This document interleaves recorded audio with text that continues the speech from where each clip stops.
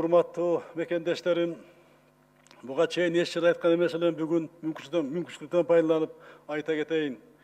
Мен мамлекет башчылыгына келгенимде тышкы саясатта чиелешип калган маселелерди, коңшулар менен акыркы жылдары курчуп кеткен мамилелерди мурас калдым.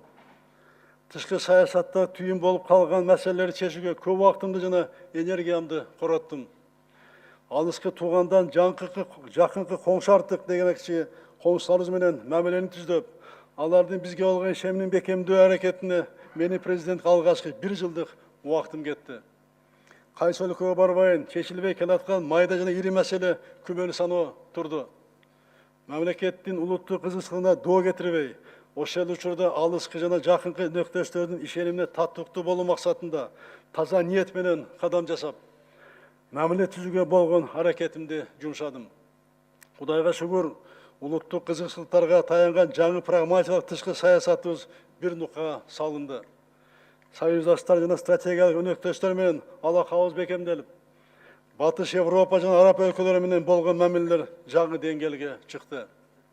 Азырынча чегара маселеси өзгөчө тажик багытында татаал бойдон калууда.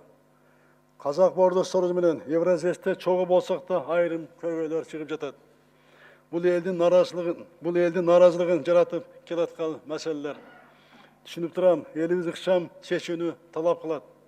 Бирок бул маселелер бир тараптуу эмес, коңшулардын катышуусу менен чечилет. Албетте, бул маселелерди чечип, жагдайды ордуна коюу канчалык олуттук жана татаал экенин сиздер жакшы билесиздер. Ошол учурда бул иш куруу кыйкырыкты эмес, кылдаттыкты талап кыларын эсибизден чыгарбайлы. Шүйлөшүүлөр дайыма болуп келет. Тилекке каршы дайыма эле биз ойлогондой талап кылгандай шыдыр чечилип кетпейт. Өкмөт аралык комиссия, топтор иштеп жатат. Мамлекет баштары менен жолуккан жерден кайсы аянтча болбосун козголот. Президент катары мен бул маселелер дайыма көкүрөгүмө түйүп келем. Бул иштин өтөшүнө чыгабыз деп мен ишенем.